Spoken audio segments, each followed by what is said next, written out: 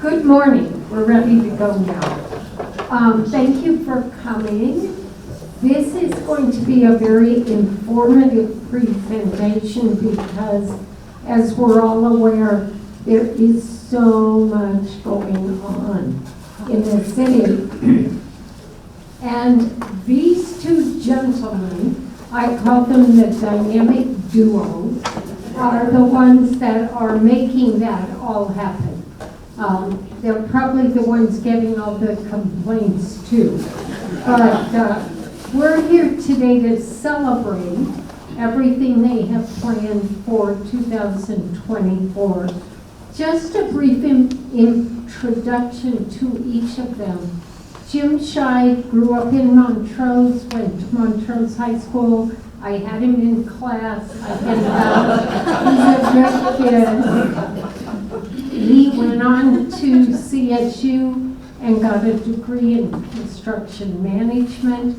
While he was doing that, he was serving as a carpenter and a field superintendent on several projects throughout Colorado.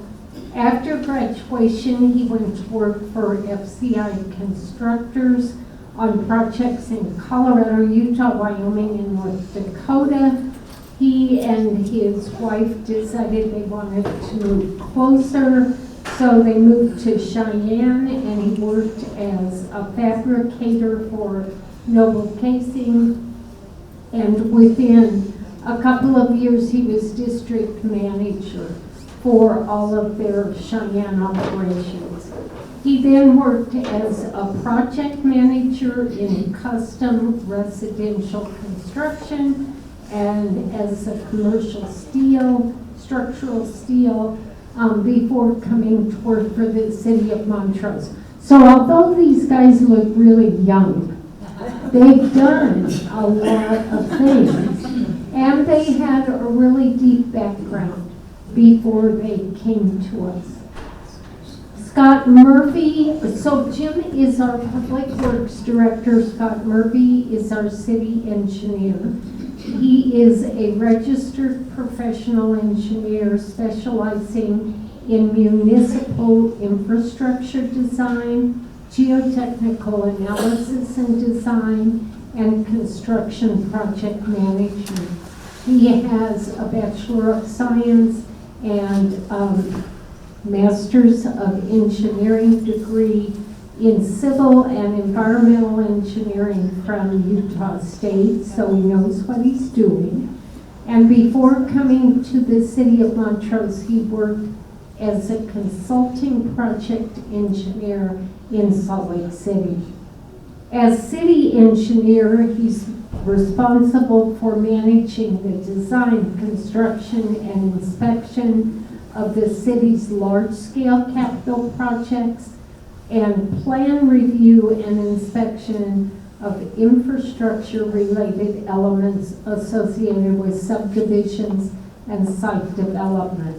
That's a big load of responsibility. So today they're going to tell us what we have to look forward to, and I'm happy to turn the mic over to Jim. Thank you. Good morning.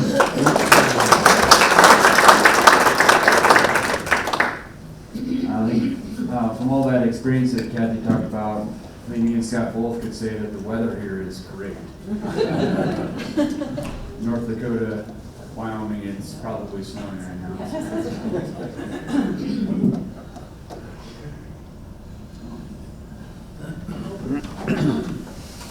It's okay. All right. Okay. All right. Well, there's not much going on. There's no projects to talk about. Actually, let's get started. So I wanted to highlight a couple that we've already finished in 2023. There were many of them that we finished, but a couple that really stood out. Buckley Park Playground. I don't know if you've had a chance to see that yet, but something we're really proud of. It's highly used, so we have a camera that looks over the park, and we monitor that around. There are people there all the time. So it's a new playground. So go check it out if you haven't seen it yet. Yeah, here's a picture of it. We were able to use some of the elements from the old playground over there, like that metal slide. That's been there forever, I think. And so we were able to reuse that, and then just a lot of upgrades. We had some fencing to the park, and obviously all new elements to it. So it's all centered around inclusivity and ADA access, but something we're really proud of. So go check it out if you haven't seen it. Another thing we finished this last year was the landscaping in the Woodgate Ogden Roundabout. This is Eddie. Eddie is very popular. So yeah, if you haven't met him yet, go say hi. Don't run into him though, please. He is in the median, so wave as you go by. We added several wayfinding trail maps throughout Baldridge Park, and we'll talk about Baldridge a little bit later, but throughout all of our walking trails and concrete trails, you'll see a lot of these maps. And they're really useful actually, because they'll give you a, you are here point on the map, and then there's numbered intersections throughout the whole park system. So you can tell how you would get from, point 1 to point 15 or whatever you want to get to. So we added 40 signs in that trail system. And then we'll talk more about our street maintenance plan, but I wanted to talk a little bit about the 2023 and previous years to this plan. We'll talk in each of what we do in each zone every year, but 2023 was another really good year for the whole system to work. Our internal city crews performing their work, which kind of set up an area for a larger street improvement or a contractor needs to come through. It's been going really well. I'd say 2023 is an example of a year that our crews were able to perform a lot, and we're able to really set up well for the future years. Again, we'll talk more about that, but 2023 was a very good year, I would say, and we're really set up well for what's going to happen this year. Scott will talk more about that, but go ahead. All right, so 2024, we're going to talk about the street maintenance plan. We'll go through each of those zones where we're going to be working in this coming year. We have already installed some fencing down the Rotary Amphitheater. We'll talk about that. A storage building down there as well next to the amphitheater. We have a City Hall facade project. I have a video to show on that. That'll be starting later this month. Black Canyon Golf Course renovation on the pro shop and restaurant there. Later this year, we'll be doing a major renovation. Baldridge Park master plan process. That again is River Bottom, Cerise, Holly Park, McNeil, all that area. We're doing a master plan right now. And then public works facility design and site cleaning. So we'll talk about that today as well. All right, so street maintenance zones we're working in this year, zone C through F, and I'll go through each one of those, but that's half the town. So there's 8 zones total. Every year we work in a different capacity in 4 different zones. So we do crack sealing, patching, contracted street improvements, and sidewalk improvements. So there's one of those zones we'll be doing each of those things. So the first of those steps, when we come into a zone, the first thing you can see us doing is patching. It's something we do with our in-house crews. So this is not contracted out. We self-perform all of the patching work. We may cut out and remove a section. So it's not pothole repair. This is larger patching. You can see similar to what you see here in this picture. Again, self-performed. This is something that could be contracted out, but would be quite costly, more so than doing it in-house. And also it's something that's really hard to define. So when we're hiring a contractor, we need to define a scope for them, usually very clearly, to be able to get them to price it and perform it. Where patching like this is difficult to define and can take us often more time to define it and put it into a scope than it would be for us to perform it ourselves. So that's one of the reasons why we self-perform this work. So this is the zone that we will be doing asphalt patching. So zone F, it's kind of the northeast side of town. So you may see our crews out and about in that area patching. And that doesn't mean we wouldn't be patching somewhere else. If there is other things that may happen, if there's a severe issue somewhere else, we could be patching in other areas, as well as staying ahead of our contracted maintenance, or sometimes we'll be patching ahead of them. So it's not that we won't leave this area, but just kind of this is our area of focus. we see a lot of patching happening this year in that zone. And then crack sealing. So the crack sealing is the next step in the process. We've patched the road. Now we come through and we crack seal the road. Again, in-house crews, same reason. We can do it, self-perform the work much cheaper than we could contract it. And we're more effective at it. We're able to respond better. We're not responding to an exact scope. We're able to just go out and crack seal what needs to be crack sealed. And so again, this is step 2 of the process. You can see us out there patching the asphalt. Then we come through that zone the following year and crack seal it. Okay? And we will be doing this in zone E, which is between Niagara and Elk Grove, mostly. Again, this area has already been patched, which we did the patching last year. So now it's again ready for crack sealing this year. So if you're in the area, you see the little orange machine following the truck around out there, that's what they're doing, they're crack sealing. And then the third step in the process is the contracted street maintenance. This is the MoveMo project. Scott will talk about that for this year's scope, but that's the third step in the process. So the area that they're going into, go ahead and go to the next map. Area is zone D. This area has already been patched, has already been crack sealed, and is now ready for this year's MoveMo scope. And we'll have again, Scott will go into more detail on that. And then the fourth step of the process is sidewalk improvement. So now the zone has had all the street improvements done. We followed the last year with a sidewalk improvement. And go to the map. And this is zone C, so south of Oak Grove. That'll be our zone. So if you're in the area or if you live there, you'll see, we contract this work out mostly. There's a lot of sidewalk grinding that we do, and that's just the smaller imperfections the sidewalk will be ground down. And then larger, usually we'll do blocks at a time of sidewalk replacement. Definitely those areas that have been deteriorated completely, we'll be replacing them entirely. So. All right, and then amphitheater fencing. So if you guys go down to the Rotary Amphitheater, in addition to it this year was fencing, and it's around the lower portion of the site. So kind of from this picture here down the access road and around the back. It doesn't enclose the top, so the top is left open. This is to allow for larger events. If they're wanting to have ticketed events, it makes this much more doable. Although the top is left open, that can be closed off with a temporary fencing or paneling. We didn't want to close it off completely. It looks really nice the way it is. So yeah, new fence there, and gates. Again, helps with event management basically, not only for people but for the event crew where they're parking out back. And then also down there, almost finished, should be finished this month, is a storage building, also right next to the amphitheater. This is just behind that fencing we were just looking at.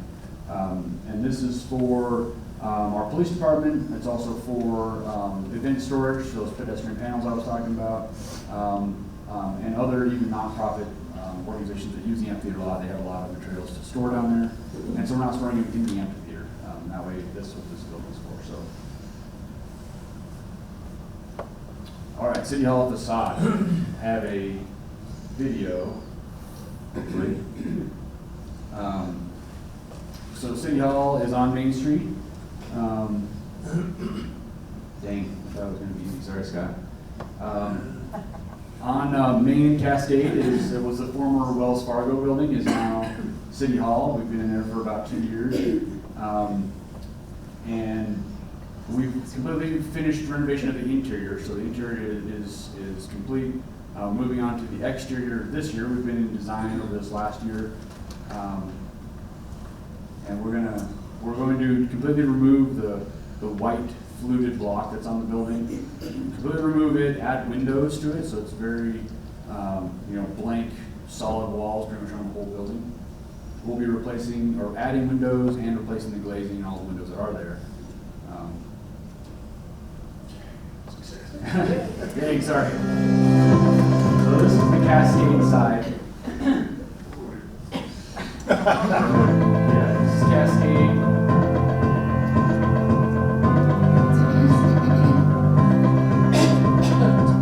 This is the Main Street side.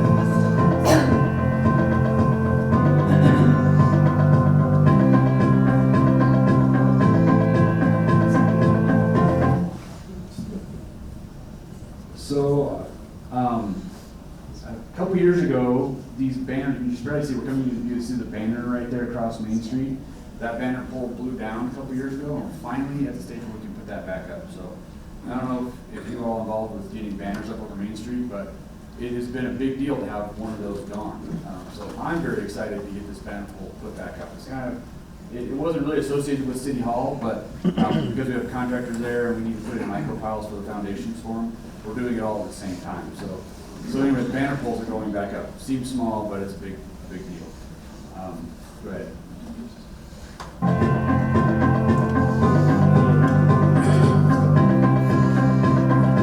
So keeping some of the features from old City Hall, you may notice a sign above the door at the entrance there. It's very similar to the old building. Kind of trying to replicate some of what we have in the old City Hall.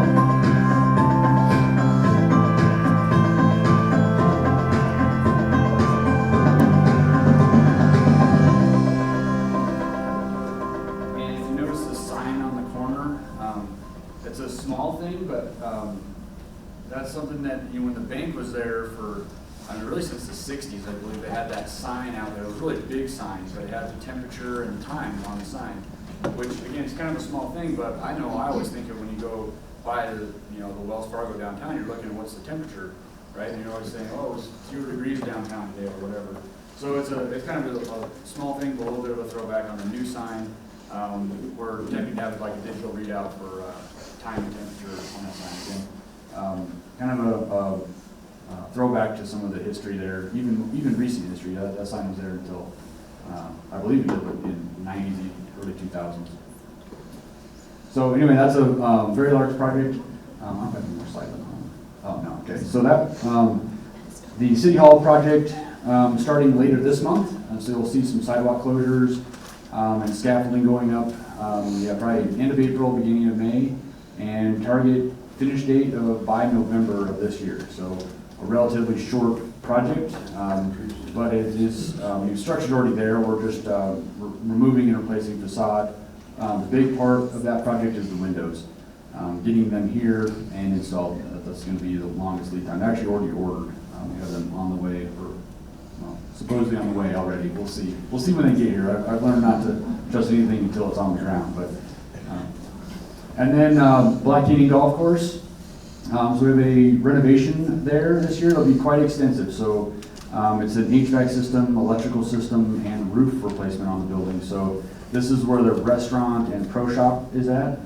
This will likely happen later this year, looking at October, November. Again, depending on availability of equipment, we're waiting on some of that HVAC equipment to show up.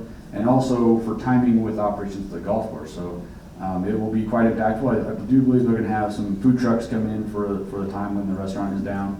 But it'll be impactful for their operation. So we're trying to time that when it's not quite so busy there. We don't want to do it in July.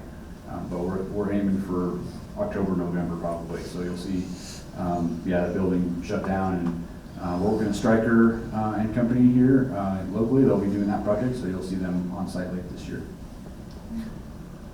Baldridge Park master plan. So this is again River Bottom, Cerise, Sunset Mesa, Holly Park. All of those parks in that area are considered Baldridge Park, and we're doing our master plan process right now.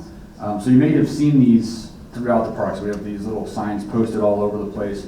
The QR code will take you right to the website, or you can get there through the City of Montrose website through our parks page. And I'd welcome you to go. There's a lot of upcoming meetings coming. There's community engagement meetings where you can hear about what thoughts are out there, what uses are, or how it's used now, or how it could be used in the future.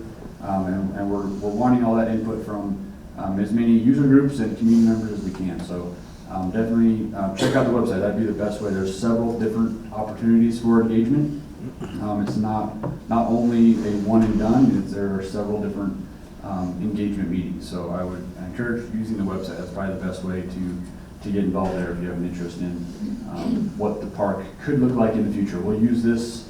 Ultimately, it'll be a planning document for us that we'll use for the next 20 plus years of kind of guiding us when we make an improvement to the park. If we're going to replace a playground in the park, we would use this master plan to help us decide where to put it. because if in the future, there may be a different parking lot orientation or something that would change where we would put the playground. So that we'll use this document for many years to come. So Public Works, come on, map. This is the best one. So the city has recently purchased property for a new Public Works facility and for a Rio Grande extension. Dang it. This is kind of, it's a joint project between me and Scott on this one, actually. We typically all work on facility vertical style projects, and Scott will work on civil or horizontal style projects. And this one actually is a very large scale and is both combined. So Scott and I are kind of working, we've said the project is attached to the hip. And so maybe me and Scott might be attached to the hip on this one too. But I don't know what's happening with my map. This was the whole presentation right here. Anyway, initially this year, so we purchased property where the site needs a lot of preparation. So I guess I can explain where, so you can't see the map. So this is on the corner of Rio Grande and Oak Grove. So Russell Stover's, it'd be straight south of Russell Stover, across Oak Grove. And so Rio Grande, as part of this, would eventually continue straight south there and go all the way to River Landing, all the way down to Target. And also on that same property, there's enough room there for a public works facility, which we've been working on and evaluating for many years of how we are going to upgrade the facility that we're in. And this opportunity is definitely the best fit for public works. Access and fit into the neighborhood is very good. So we are, so yeah, this site right here. I'll get out of the way. Yes, right where his cursor's at there, that would be the public works side. You can kind of see the trail alignment that comes down this way. That's where the road alignment would continue straight south. So anyway, just a large project we're in design for. So the site is just some cleanup work on the site this year. Hopefully we'll do some civil work and irrigation ditch work next year. And ultimately just getting to where we have a design complete, ready for construction, hopefully in the near future for a facility. And then the road also design likely completed this year or nearly completed this year, setting it up to where the road could be a good grant applicant. And I think Scott's got on his list to talk about that project on his site. They are just tied together. The facility and the road design-wise are attached. But as construction goes, they probably wouldn't be attached. So, and I think that's all on mine. Beautiful. Oh yeah, the Better Montrose app. So I was going to put a plug in for this. This is the best way to get any pothole requests to our crews. So you can always call me, you can always call Public Works, but the best way is through this Better Montrose app. Because you're able to take a picture of it, you're able to, it'll attach a location, and it sends it directly to our crews. So they're out multiple times a week doing pothole repairs, sidewalk repairs, sign repairs, any of those sort of things. And this is definitely the quickest way to get it into their queue. Oftentimes they can get stuff done the same day they receive it. It's not a guarantee, but it is usually very quick for them to be able to respond to something. So again, I just recommend that, but otherwise I'll hand it off to Scott. Thank you, Jim. Yeah, sorry about the picture not working. Technology. So the difference between Jim and I, which is one of my favorite words, is Jim takes care of a lot of the vertical construction, so the facilities projects and like police department was under Jim. We take care of a lot of the horizontal. So when you're talking roads, bridges, utilities, that's usually our world. So similarly, I'll kind of do a quick recap of 23 for some of the bigger ones and then move into 24. Obviously the biggest we had in 2023 was finishing the 6700 extension. So you can see clapping. We love clapping. A couple of things, questions we get about this one. What's going on beside the road? These are still owned by the private landowner, so the reason this hadn't happened in the past was they've never come to terms on purchasing the land that goes to the middle, because it does leave these really weird strips on each side, because this was a larger parcel. Everybody remembers the pink house that used to be right here. We were able to work with them to get that to where they could subdivide it, so they're going to put some houses along there. And then long range, these will be roundabout intersections. The volumes just aren't there now. So when we did the work there, any utilities we had to touch, we made sure to put them outside of the long range footprint of the roundabout. Once volumes get larger, it'll convert to a four-way stop, and then when that gets, the volumes get even larger beyond that, to where that no longer works, it'll become a roundabout. But it's a question we get a lot about it. Why didn't you do a roundabout now? They're just so dang expensive. And so to build it early, to be underutilized for a long time, it's better use of resources elsewhere, because it'll be a while until you have enough volumes to need the roundabout there. I think the other thing here, Henderson Road, in our quest to pave every gravel road in town eventually. This is Anderson Road. This is by Hot Water Productions. It's probably the most well-known area on there. This was an old gravel road. Got that up done, so that, got rid of the gravel. And then South Third Plaza was another big one last year, just right out here. So this street was going to be repaved anyway. CMU kind of brought up the idea, some of our counselors, of, well, why don't we think bigger and go with a plaza. And so we partnered with CMU.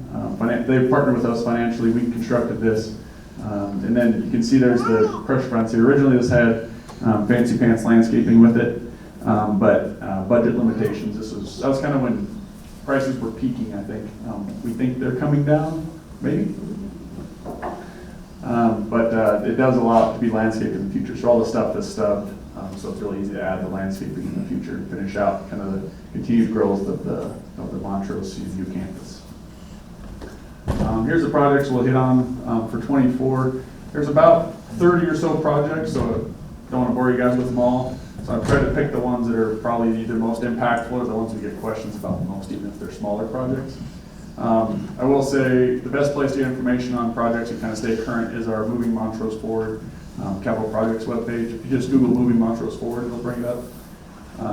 So you can get more detailed information on these, and pretty much any project as it goes to construction will be populated on there, so you can get information. You can also get information for sign up to get notifications of street closures and things of that sort. But the biggest one being the street maintenance. So as Jim talked about, they take in-house, they take care of a lot of the more routine stuff. So the patching, the potholes, the crack sealing. But it doesn't make sense to have big crews and specialized equipment for something that only happens in the summer. And so we contract out our larger street maintenance to kind of help keep the contracting pool going and also keep a stable crew size. So we don't want to hire up in the summer just to lay them off in the fall for a lot of construction. So the larger rebuilds, overlays, specialized slurry seals, chip seals, those are all taken care of under our contracted project. And that's what we'll talk about here. Fortunately, thanks to our council, the funding just keeps getting better and better every year. This year we're throwing about $5.9 million at this project, which entails some of the sidewalk work, the surface treatments, the rebuilds, and some utility replacements. We don't want to pave a new road and have a water line break the day we open it, kind of thing. But as Jim talked about, this is the kind of original town plan here, and that's where most of the work will be taking place. So you'll see a lot of rebuilds, overlays. Probably the most impactful is South 5th from end to end.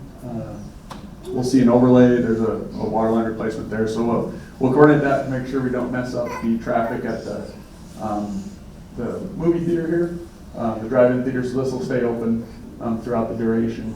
Then we'll wait until school gets out to start the water line work in front of the school. But excited to fix some drainage issues over here. Finally, there's some drainage we're getting fixed by the hospital. And another great thing on this map is everything shaded in kind of this brownish orange is a road that we've touched since starting the MoveMo initiative in 2018. And by touched, I mean like a surface treatment, so like a slurry seal, chip seal, or a rebuild overlay, not just patching or crack sealing. So we've gotten a lot of traction since 2018. We're trying to paint the town. There's still some town left to paint, and then once we paint it, we get to go paint it again. So by no means can we take our foot off the gas, but We're pretty proud of this map because it's shown we've come a pretty long ways from where the pace of street maintenance that occurred, after the recession, and obviously the funding limitations and things. One thing I will say about this area of town, there are quite a lot of old roads. The area was developed pretty haphazardly, so some have sidewalks, some have curbs, some don't. I liken it to picking your favorite child. As you're trying to go through these streets and figure out which ones, we only have so much money, and so which ones do we do treatments on, and do we replace curb, do we add sidewalks? So pretty diligent about going through, walking every single one, making sure that wherever we do, like if we're going to replace curb, for example, that it actually is a meaningful repair, so it'll actually drain and not just reoccur and become a problem again, because sometimes some of those problems are bad enough to fix them, you have to rebuild the whole street, and if we did that, we could only do 2 streets instead of 10. So it's finding that sweet spot, making meaningful connections with missing sidewalks, things of that sort. So just because it does get fixed doesn't mean it's all going to be brand new streets, but we're definitely gaining some ground. I don't know if you guys have heard about this project. This is the Niagara Full Press Roundabout. Most common questions we get on this, obviously, is when's it going to be done? The nice part is, we write our contracts to kind of give a work window on high impact closures like this. So from the day they close it, they have X days to reopen it. They elected to start early. We gave them a window. Ultimately, it had to be done before school started in the fall. They had to fit somewhere within that window. They decided to start early, so they closed, if you remember, right before Christmas, and then went on Christmas vacation. The nice part is the clock is still ticking that whole time, which is great for us, right? So by their contract, they should be out of here in June.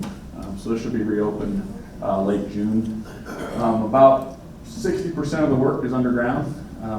When we do roundabouts, it's really impactful and difficult to get to utilities after the fact because it's concrete. And if you close one leg, you a lot of times close them all. And so we want to make sure that all the infrastructure is modern, properly sized, and so a lot of what takes place is underground. Essentially, we're rebuilding almost all of the underground infrastructure. Proud to say that work is wrapping up here about this week, and they're going to start seeing their first concrete pours in the next week or 2. So we'll get some aerial shots of that, get it published on the website, because it'll really start looking like something. And contractor's been great on this one. It's United Companies doing this work. All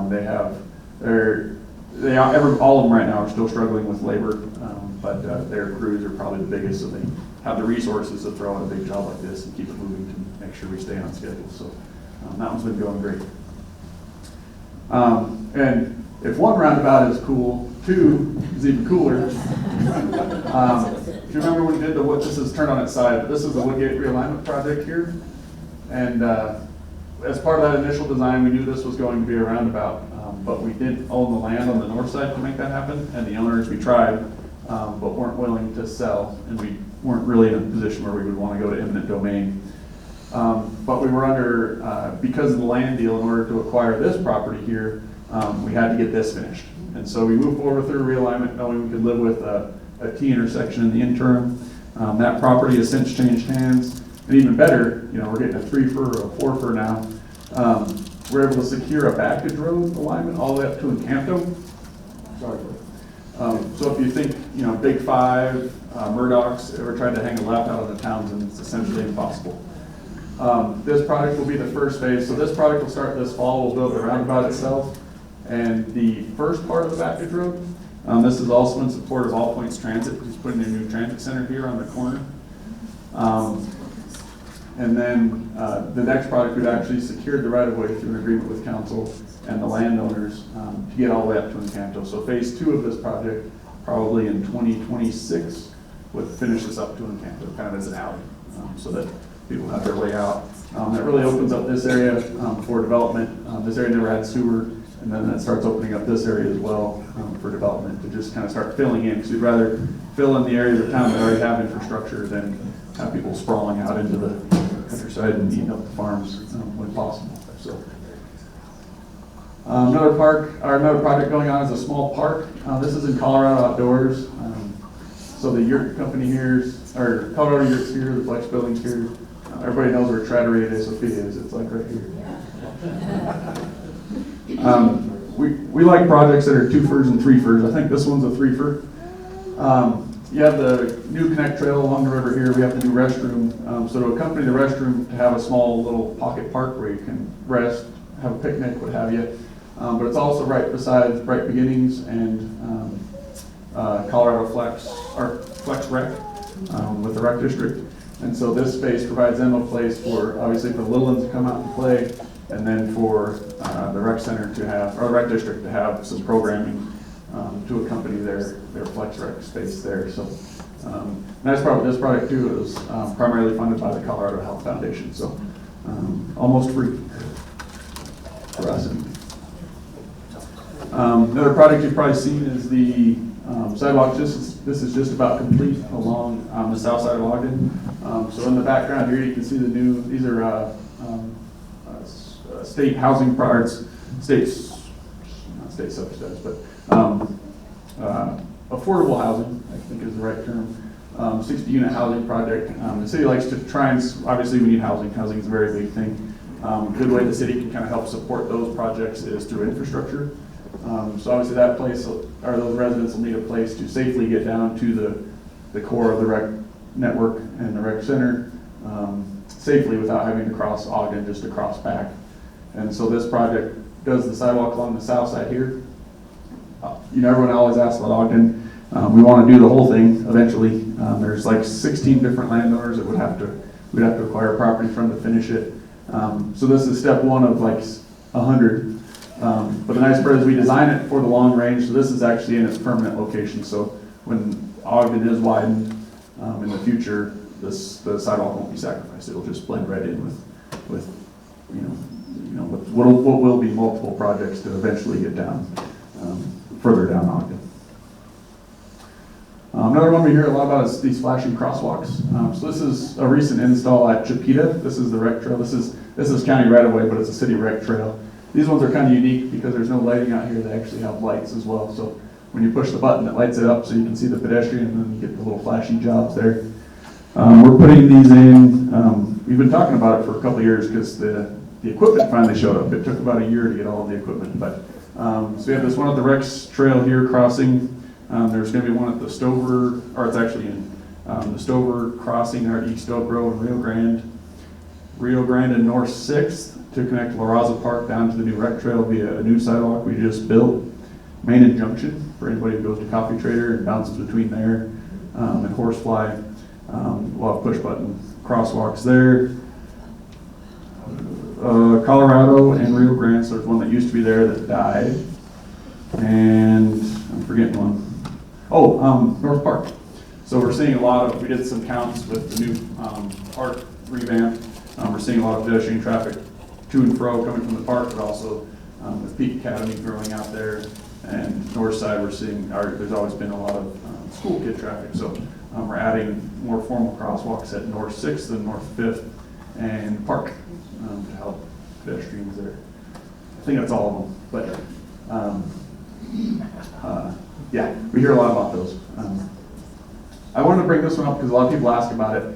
This is not a city project, but a lot of people see it when they go to the rec center. So what's that digging going on above the rec center? This is actually Otter Pond. So Otter Pond is in the background here. It's a dam. Kind of started out, was in the sticks. When it was built in the 90s, far away from town, it came under state jurisdiction as population centers got closer to it and became a higher hazard. Their outlet works was starting to corrode. And so this is actually a replacement project that the HOA is doing in collaboration with the state. The city is partnered in that we don't want, now that it's a state dam, we don't want our utilities through the middle of it, so we're paying for relocation of utilities around it. And we've also helped create a special improvement district to get repaid, but to help finance the project. That's buttoning up here in the next month to 6 weeks or so. But if you're wondering what's going on there, it is a dam replacement, and it's the HOA's dam. Then I'm just going to highlight a couple of projects that are in the hopper for design this year that we get asked about a lot. One of them's signals. So most of the signals on our systems, typically anything in the town, our major intersections are roundabouts. You get out into the highway system and their signals. The highways are controlled by CDOT, so towns in West Main, East Main, far East Main, and San Juan bypass. They're all controlled by CDOT. We can't just go and put a signal on them when we want to. We have to hit certain volume thresholds before CDOT will allow us to. Those thresholds have been met at 6530 in San Juan, so we are designing a signal for that intersection there. So anybody who's been to or lives at Bear Creek is probably the largest loading out there. So design this year, construction next year. And then you get asked about the airport a lot. They are putting in a signal at the airport. That's an airport project, because the primary loading there is the county who owns the airport.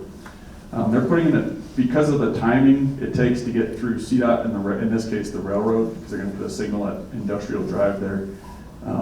They're putting in a temporary one in the interim. So they're going to have a little string span signal for the to get it through the gap until they can get through all the railroad permitting, and then that signal will be going up. Hopefully in the next 2 or 3 years. The temporary one I think is supposed to happen this year. The other ones we're looking at, we get asked about a lot, are 6700. So this is out by Johnson School, and then 6450 Road in San Juan. Once the little blue project is done, so the little blue project's that one that CDOT's doing on the way to Gunnison, that really kind of jacks up traffic patterns and you don't get represented numbers.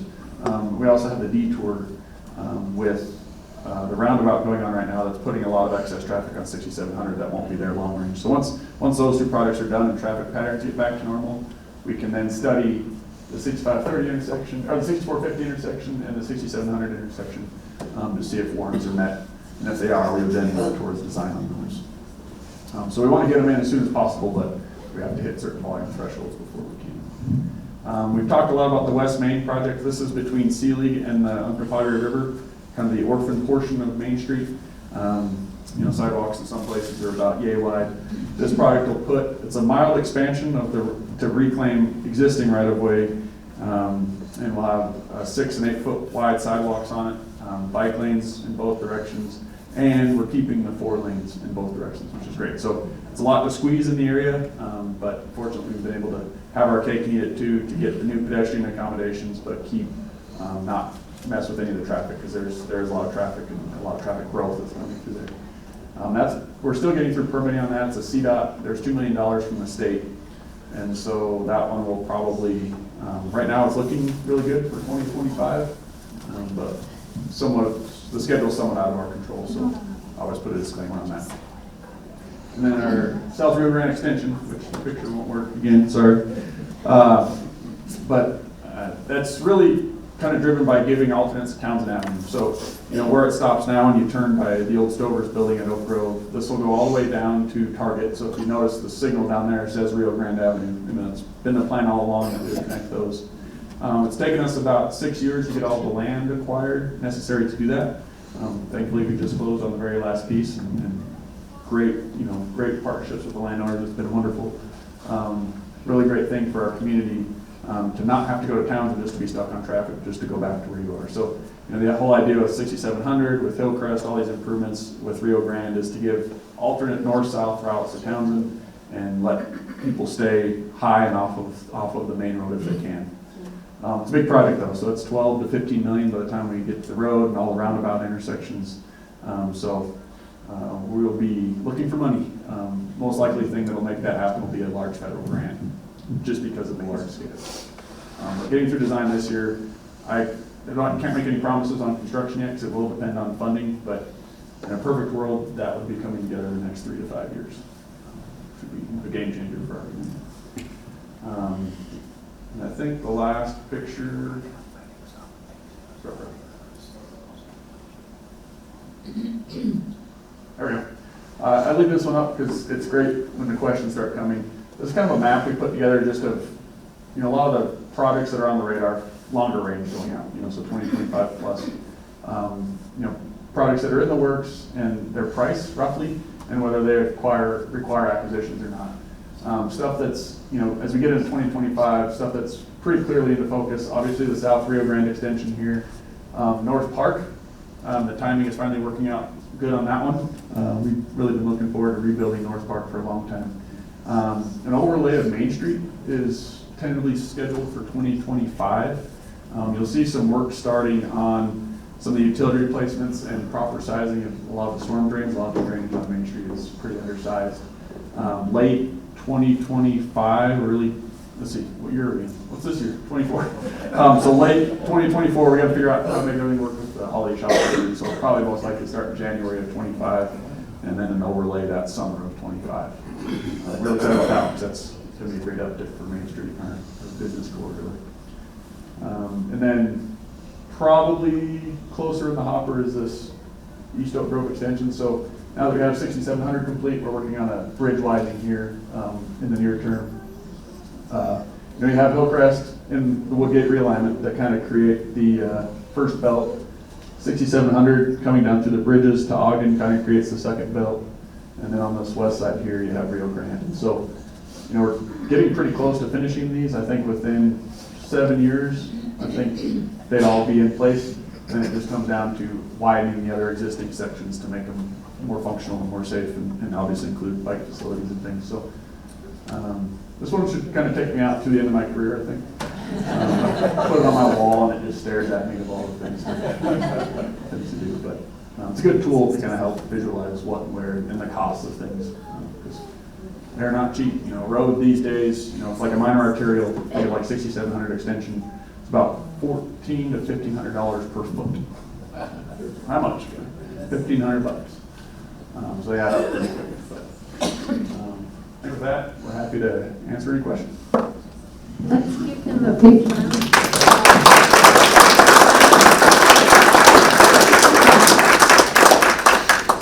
Questions? Two questions. What's the status of a stoplight on Chiquita and Main Street? And where does Highway 90 start? That's a great question. You want to go back to the overview map? So I dream of this intersection as well. So you're talking about Main and Chiquita up here, where it ties. So that is, Chiquita is county right of way. So this is a jurisdiction of 3 governments at that intersection, or the intersection. So State Highway 90 is technically CDOT from Townsend west. So what we're doing with ours, we had to work in coordination with CDOT to make sure they agreed. The Chiquita right of way is county, and so CDOT has said that would most likely be a roundabout project given the skew there, not a signal at Main Street in Chiquita. So CDOT's open to it, they want to do it. There's quite a bit of land that needs to be acquired to do that, and it would be a county project because it's county right of way on the south side. The city would likely partner just because it's, I think, what's good for the use, good for the gander kind of thing. So when that comes, we would probably financially partner in that, just like we financially partnered in the signal of Chiquita and Townsend, even though that was county right of way down at the south end. But no certain timeline on that where it's kind of out of our control.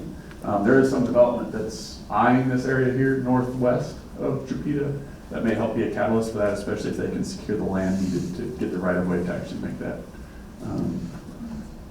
project happen. And then what was question number 2 again? Sorry, got so excited about you. Where does 90 start? You just said Oh yeah, okay, yep. Okay.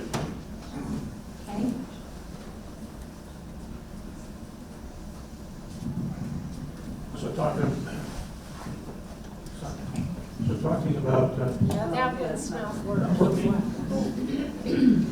talking about Chiquita in Maine, they just remodeled that bodega there, and I would assume if you're doing a roundabout, that would have to come out.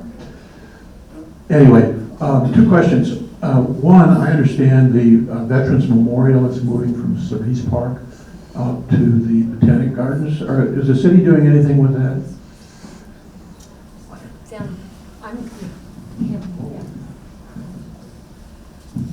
Yeah, I can speak to that project. We are currently working with the Montrose Veterans Coalition on an MOA to utilize a different piece of city property. So it'd actually be next to the Botanical Gardens. So right at the pavilion south of the parking lot, there's a piece of city property there that could be a Veterans Memorial location. So we're right now in process of creating an MOA for us to ultimately present to our city council for approval. So it has not been considered yet, but it's something we're working on. Been working with the county and the Veterans Coalition on that project so far. Yeah.